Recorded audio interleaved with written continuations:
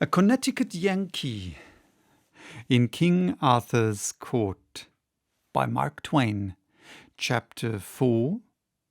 Sir Dinadan The Humorist.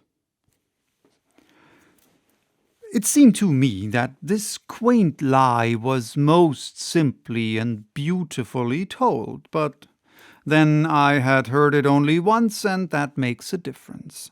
It was pleasant to the others when it was fresh, no doubt. Sir Dinadan the humorist was the first to awake, and he soon roused the rest with a practical joke of a sufficiently poor quality. He tied some metal mugs to a dog's tail and turned him loose, and he tore around and around the place in a frenzy of fright, with all the other dogs bellowing after him and battering and crashing against everything that came in their way, and making altogether a chaos of confusion and a most deafening din and turmoil, at which every man and woman of the multitude laughed till their tears flowed, and some fell out of their chairs and wallowed on the floor in ecstasy. It was just like so many children. Sir Dinadan was so proud of his exploit that he could not keep from telling over and over again to weariness how the immortal idea happened to occur to him, and as is the way with humorists of his breed, he was still laughing at it after everybody else had got through. He was so set up that he concluded to make a speech. Of course, a humorous speech. I think I never heard so many old played-out jokes strung together in my life. He was worse than the minstrels, worse than the clown in the circus. It seemed peculiarly sad to sit here 1,300 years before I was born and listen again to poor, flat, worm-eaten jokes that had given me the dry gripes when I was a boy 1,300 years afterwards. It about convinced me that there isn't any such thing as a new joke possible. Everybody laughed at these antiquities, but then they always do. I had noticed that centuries later. However, of course, the scoffer didn't laugh. I mean the boy. No, he scoffed. There wasn't anything he wouldn't scoff at. He said the most of Sir Dinadan's jokes were rotten, and the rest were petrified. I said petrified was good, as I believed myself that the only right way to classify the majestic ages of some of those jokes was by geologic periods. But that neat idea hit the boy in a blank place, for geology hadn't been invented yet. However, I made a note of the remark and calculated to educate the Commonwealth up to it if I pulled through. It is no use to throw a good thing away merely because the market isn't ripe yet. Now, Sir Kay arose and began to fire up on his history mill with me for fuel. It was time for me to feel serious, and I did. Sir Kay told how he had encountered me in a far land of barbarians who all wore the same ridiculous garb that I did, a garb that was a work of enchantment and intended to make the wearer secure from hurt by human hands. However, he had nullified the force of the enchantment by prayer, and had killed my 13 knights in a 3 hours battle, and taken me prisoner, sparing my life in order that so strange a curiosity as I was might be exhibited to the wonder and admiration of the king and the court. He spoke of me all the time in the blandest way as this prodigious giant, and this horrible sky-towering monster, and this tusked and taloned man-devouring ogre.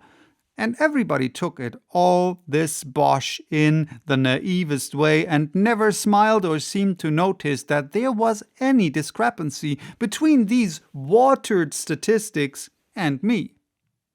He said that in trying to escape from him, I sprang into the top of a tree 200 cubits high at a single bound, but he dislodged me with a stone the size of a cow, which all to brast the most of my bones, and then swore me to appear at Arthur's court for sentence.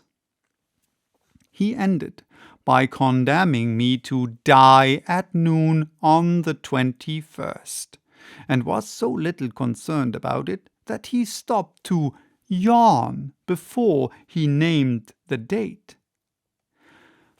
I was in a dismal state by this time. Indeed, I was hardly enough in my right mind to keep the run of a dispute that sprung up as to how I had better be killed, the possibility of the killing being doubted by some because of the enchantment in my clothes.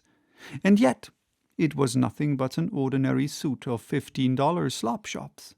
Still, I was sane enough to notice this detail, to wit, many of the terms used in the most matter-of-fact way by this great assemblage of the first ladies and gentlemen in the land would have made a Comanche blush. Indelicacy is too mild a term to convey the idea.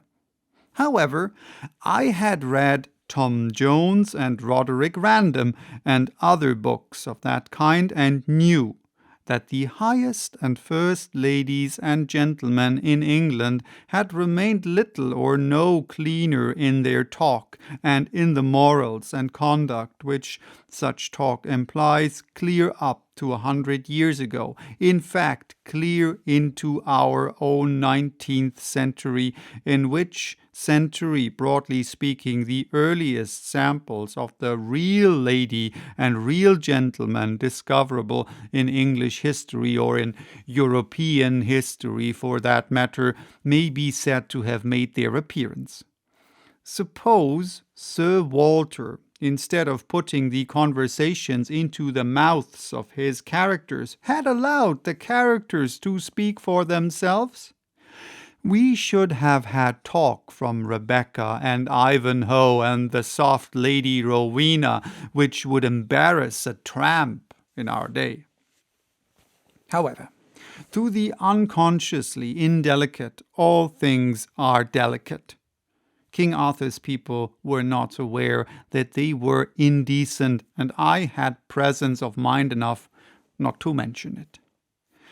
They were so troubled about my enchanted clothes that they were mightily relieved at last when old Merlin swept the difficulty away for them with a common-sense hint. He asked them why they were so dull. Why didn't it occur to them to strip me? In half a minute I was naked as a pair of tongs, and dear, to think of it, I was the only embarrassed person there.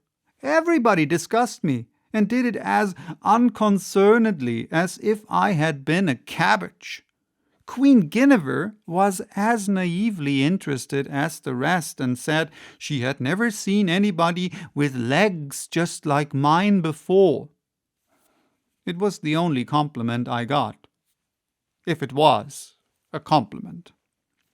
Finally, I was carried off in one direction and my perilous clothes in another.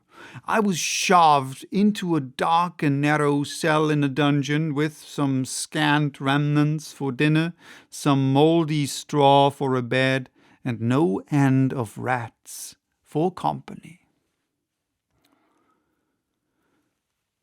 So that was chapter 4. Bye-bye till next time with chapter 5, titled An Inspiration.